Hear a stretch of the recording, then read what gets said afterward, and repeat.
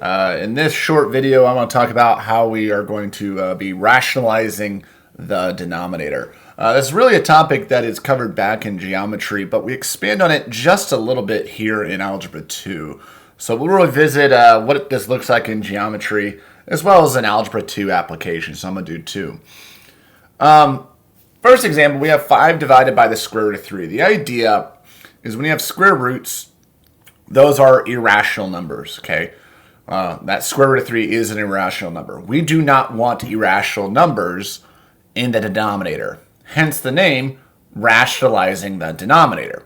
Now, if you're like, that's too much vocab, I'm not really sure what he's talking about. The idea is we don't want square roots in the bottom of our fractions. Okay, we don't square roots on the bottom.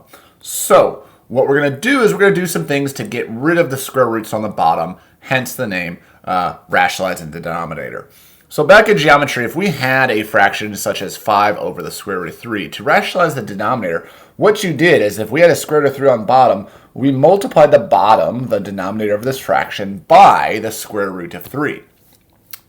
But if you multiply the bottom of a fraction by something, you do need to multiply the top by that exact same thing. So we're going to multiply the top and bottom by the square root of 3.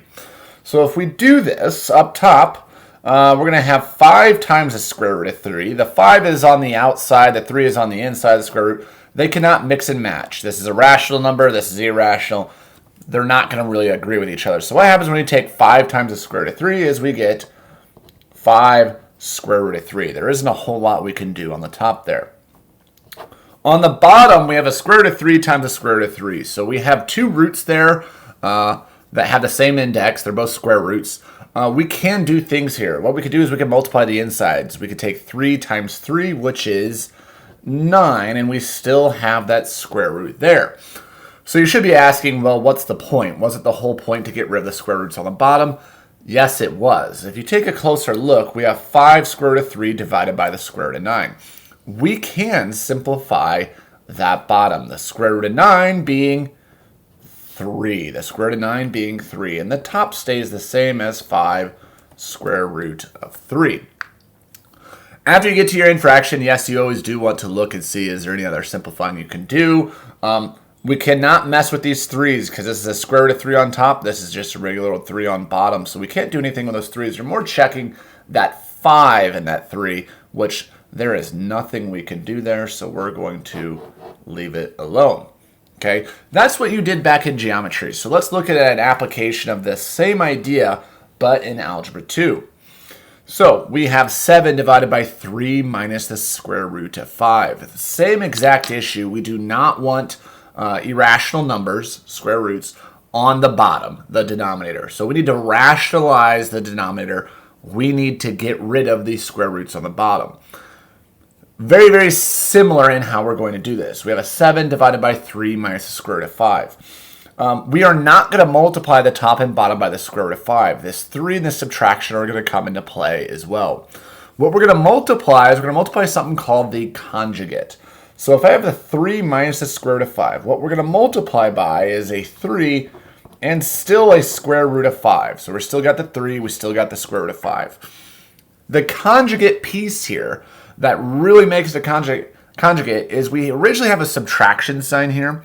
What I'm going to multiply is I'm going to change this to an addition sign. So if there was originally a subtraction there, we're going to have an addition. If originally there was an addition sign here, we're going to multiply with a subtraction in the middle, okay? So the front is the same, the back is the same. Switch the sign in the middle from an addition to a subtraction, or a subtraction to an addition.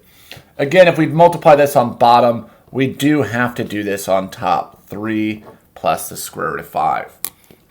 So what I'm going to do is I'm going to multiply the top, I'm going to multiply the bottom, and then put everything together. To not get overly crowded here, I'm going to slide this down, and I'm going to do both these multiplications below, and then put my results together. So top and bottom.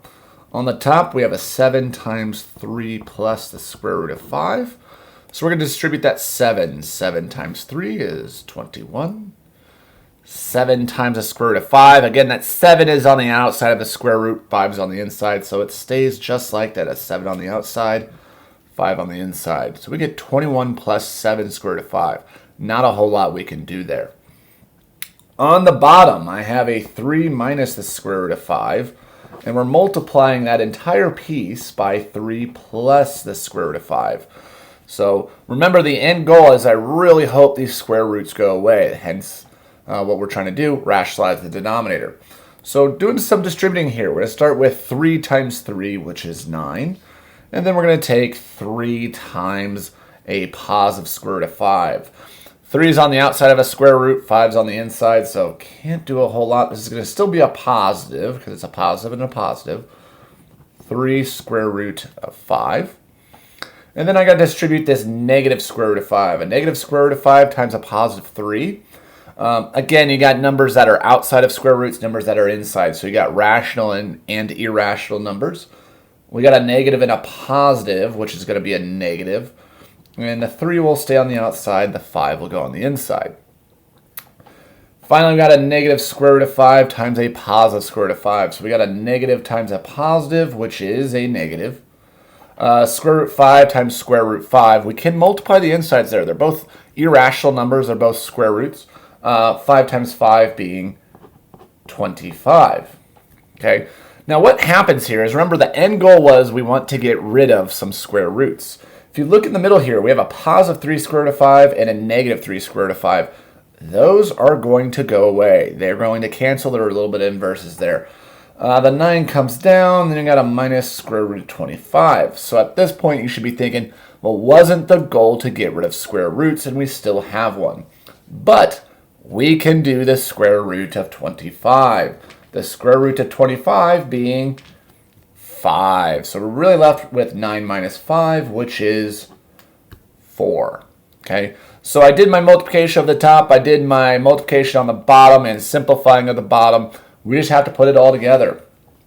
On the top, I got a 21 plus 7 square root of 5, and on bottom, I have a 4. Before I box this up and say, hey, we are done here, do check and see if there's any multiplying you can do. What I'm talking about is, can we do 21 divided by 4 and do anything with that? 21 over 4, nothing can happen there. Then you want to check over here. We can't do anything with the square root, but what about 7 over 4? Nothing we can do there. So you do want to check if there's anything you can do as far as simplifying here and there. There's nothing we can do on my example, so we are done.